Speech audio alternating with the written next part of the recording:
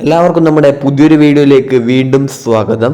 ഫെബ്രുവരി 12-ാം തീയതി കേരള ബ്ലാസ്റ്റേഴ്സ് ഈ ഒരു സീസണിലെ 14-ാമത്തെ ISL മത്സരത്തിന് ഇറങ്ങാനായിട്ട് പോവുകയാണ്. പഞ്ചാബ് FC ആണ് കേരള ബ്ലാസ്റ്റേഴ്സിന്റെ എതിരാളികൾ.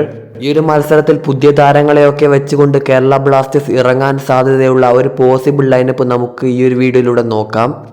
എന്തായാലും അതിനു മുമ്പ് ഈ ഒരു ചാനൽ ഇതുവരെയും സബ്സ്ക്രൈബ് ചെയ്തിട്ടില്ലെങ്കിൽ തീർച്ചയായിട്ടും ചാനൽ ഒന്ന് സബ്സ്ക്രൈബ് ചെയ്ത് സപ്പോർട്ട് ചെയ്യുക. നിങ്ങളുടെ സപ്പോർട്ട് നമുക്ക് അനിവാര്യമാണ്. കേരള ബ്ലാസ്റ്റേഴ്സിനെ പറ്റി നോക്കുകയാണെങ്കിൽ നിലവിൽ 13 മത്സരങ്ങളിൽ നിന്നും 26 പോയിന്റുമായി 3-ാം സ്ഥാനത്താണ് കേരള ബ്ലാസ്റ്റേഴ്സ്. എന്നാൽ പഞ്ചാബ് FC ആകട്ടെ 13 മത്സരങ്ങളിൽ നിന്നും 11 പോയിന്റുമായി 10-ാം സ്ഥാനത്താണ്.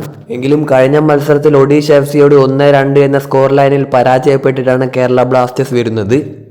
എന്നാൽ പഞ്ചാബ് FC ആകട്ടെ ബംഗളൂരിനെതിരെ 1-3 ഗോളുകൾക്ക് വിജയിച്ച കോൺഫിഡൻസിലാണ് ബ്ലാസ്റ്റേഴ്സിനെതിരെ ഇറങ്ങാനായിട്ട് പോകുന്നത്. നമുക്ക് ബ്ലാസ്റ്റേഴ്സിന്റെ സാധ്യത 11 ഒന്ന് പരിശോധിക്കാം.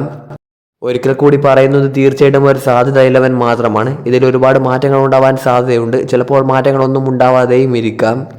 ലൈനപ്പ് നോക്കുകയാണെങ്കിൽ ഗോൾ കീപ്പറായിട്ട് സച്ചിൻ സുരേഷ്, സെൻട്രൽ ബാക്കുകളായിട്ട് മാർക്കോ ലോസ്കോവിച്ചും മിലോസ് ഡ്രിൻസിക്കും, ലെഫ്റ്റ് ബാക്കായിട്ട് നവോച്ചിയും റൈറ്റ് ബാക്കായിട്ട് പ്രീതം കോട്ടാലും, ഇനി മിഡ്ഫീൽഡേഴ്സായിട്ട് ജിക്സൺ സിംഗും ദാനിഷ് ഫറൂഖും, ലെഫ്റ്റ് മിഡ്ഫീൽഡറായിട്ട് ഐമനും റൈറ്റ് മിഡ്ഫീൽഡറായിട്ട് ഫെഡറും, ഇനി സ്ട്രൈക്കേഴ്സായിട്ട് ദിമിത്രിയോസും നിഹാലും. ഇതെന്തായാലും ബ്ലാസ്റ്റേഴ്സിന്റെ ഒരു സ്ട്രോങ് 11 അല്ല. പക്ഷേ ഇവാൻ വുക്കോമാനോവിക്ക് ഇറക്കാൻ സാധ്യതയുള്ള രീതിയിലാണ് നമ്മൾ ഈ ഒരു വീഡിയോയിലൂടെ ബ്ലാസ്റ്റേഴ്സിന്റെ സാധ്യത 11 അവതരിപ്പിച്ചിട്ടുള്ളത്. എല്ലാവരും ആ ഒരു രീതിയിൽ കണ്ട് വീഡിയോ സപ്പോർട്ട് ചെയ്യുക. ഇത്രയും പറഞ്ഞ മറ്റൊരു വീഡിയോ നമുക്ക് വീണ്ടും കാണാം.